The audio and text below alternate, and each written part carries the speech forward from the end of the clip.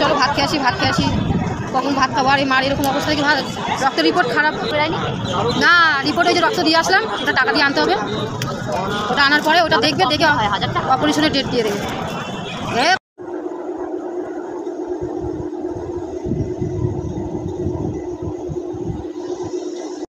Hi friends, তোমরা সবাই কেমন আছো? আশা করি তোমরা ভালো আছো, সুস্থ আছো। তো আমিও ভালো আছি, কিন্তু মা একদমই ভালো নেই, মা খুব অসুস্থ। তো কালকে তোমাদেরকে ভিডিও দিতে পারিনি, কেন কালকে মাকে নিয়ে হাসপাতালে গেছিলাম। হাসপাতালে এত পরিমাণে ভিড় তা কি বলবো, একজনের গার উপরে আরেকজন পড়ছে, এরকম অবস্থা। প্রচুর পরিমাণে হসপিটালে খুব ভিড়, একটু বসার জায়গা পাই না, দাঁড়ানোর জায়গা পাই না। তো খুব কষ্টে এক জায়গায় একটু বসার জায়গা পেয়েছিলাম। তো সেখানে মাকে নিয়ে সামান্য একটু রিলস করেছি, মাকে নিয়ে মানে ভিডিও করেছি, সেটা আজকে তোমাদেরকে দেবো। কালকে ভিডিও দিতে পারিনি, তার জন্য আমি খুব দুঃখিত। তো কি করব, কালকে কি বলবো, মাকে নিয়ে যেখানে ডাক্তার দেখাতে যে রুমে ঢুকেছি, সেখানে মানে প্রচুর পরিমাণে এত ভিড় কি বলবো। সেখানে যে প্রচুর পরিমাণে বেঞ্চ দেওয়া রয়েছে, ঠিক আছে, সবাই সেখানে বসে রয়েছে, বেঞ্চের উপরে সব বসে রয়েছে। আমিও গিয়ে বসেছি।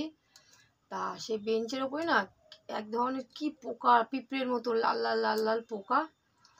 আর আমি না এরকম হাত দিয়ে এরকমভাবে বসেছি, আর আমার এই দুই হাতে না কুটকুট কুটকুট করে কামড়াচ্ছে। তা আমি বলি আমার হাতে কি কামড়াচ্ছে, আমি বলি মশা। ওখানে মশা তো চারিদিকে, মশা তো নেই, সবাই দিকে ঠিকঠাক বসে রয়েছে, খালি আমার হাতের মধ্যে কুটকুট করে কামড়াচ্ছে। আমি মশা কামড়ালে তো খালি আমাকে একা কামড়াবে, সবাইকেই কামড়াবে, ঠিক আছে। তো সবাই দিকে ঠিকঠাকই বসে রয়েছে, কেউ নড়নচড়ন করছে না। আমি এদিকে ওদিকে দেখছি। তো ও আমি ওখান থেকে উঠে চলে এসেছি, ঠিক আছে, ওই কামড়াচ্ছে বলে ওখান থেকে উঠে চলে এসেছি। মাকে যেখানটা বসিয়ে রেখেছিলাম, ডাক্তারের একদম পুরো মানে যে ঘরে ডাক্তার দেখাবো তার পাশেই চেয়ার ছিল, মাকে বসিয়ে রেখেছিলাম। সেখানে এসে দাঁড়িয়ে রয়েছি। তারপরে আমি যেখানে বসেছিলাম তার পাশে গিয়ে দেখি আর একটা বউ বসেছে, ঠিক আছে, একটা ভদ্রমহিলা বসেছে। তা উনি দেখি এরকম করে হাত ডলছে, এরকম করে ডলছে। তা কী বলতো, আমি তাকে দিয়ে গিয়ে উনি এরকমভাবে হাত ডলছে। তা আমি ওনাকে গিয়ে জিজ্ঞাসা করছি, আমি বলছি দিদি তোমার হাতে কি হয়েছে, মশা কামড়েছে? তা বলছে না দেখো, এখানে এই বেঞ্চের ওপরে বসে রয়েছি, তো হাতের মধ্যে না কি কুটকুট করে কামড়াচ্ছে, বুঝতে পারছি না। উনিও আমাকে এরকম করে দেখাচ্ছে। তাই বলি একটু আগে আমিও এখানে বসেছিলাম না, আমার হাতেও কামড়িয়েছে। তো যাই হোক গেল, কালকে গেছি সেই ভোরবেলা গেছি, বাড়ি আসতে আসতে পুরো 8:30 বেজে গেছে। তো 8:30, রাত্রি 8:30 বেজে গেছে। তখন এসে আর ইচ্ছা করে, তখন বলো এসে আর তখন সব হসপিটালের জামা কাপড় টাপড় যেসব পরে টরে গেছিলাম, ব্যাগ ট্যাগ যেসব নিয়ে গেছিলাম, সেই সব ধোয়া ধুই, স্নান করা, সেগুলি সব সারলাম। সেরে টেরে কোনো রকম দুটো রান্না করলাম। তোমাদের দাদাভাইও গেছিলো কালকে, দাদাভাই গেছিলো, আমার মেয়ে গেছিলো, ছেলে গেছিলো, আমার ভাই গেছিলো, ঠিক আছে, আমরা মোট 6 জন গেছিলাম। আমি গেছিলাম, আর তোমার দাদাভাই, মেয়ে, ছেলে, আমার ভাই আর মা, ঠিক আছে। তো তার জন্যই কালকে ভিডিও দিতে পারিনি।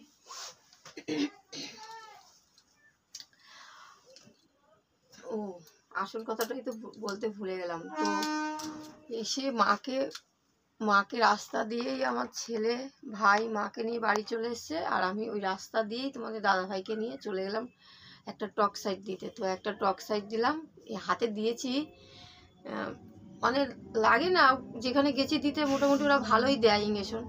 কি বলতো, একটু নড়ে গেছি না হাতে আর পট করে লেগে গেছে। মানে ইঞ্জেকশন দেখলে তো ভয় লাগে, এরকম দিতে দিতে এরকমভাবে নড়ে গেছি আর হাতে কি জোরে লেগে গেছে। তা বলছে তুমি নড়লে বলেই লাগলো। আমি বলি হ্যাঁ হ্যাঁ, দোষটা আমারই। তো যাই হোক, কালকে একটা টক্সাইড নিয়ে আসলাম। তো কালকে আবার প্রেশারটাও মাপিয়েছি। এসে তারপরেই স্নান টান করে তারপরেই রান্না টান্না বসিয়ে খেয়ে কালকে সকাল সকাল শুয়ে পড়ছি। কালকে আর কোনো সিরিয়াল টিরিয়াল দেখার কোনো আর ইয়ে নেই, ইচ্ছে নেই, মনও নেই, ইচ্ছেও নেই। কালকে কি হবে কি জানি। আজকে তো মঙ্গলবার, কালকে সোমবার। কালকে মায়ের ডাক্তার ছিল, সোমবারে নিয়ে যেতে বলেছিল। তো কালকে সোমবার, কালকেই নিয়ে যাওয়া হয়েছিল। তো আজকে মঙ্গলবার, আজকে আবার গ্যাপ আছে, কালকে বুধবার, আবার কালকে নিয়ে যেতে বলেছে।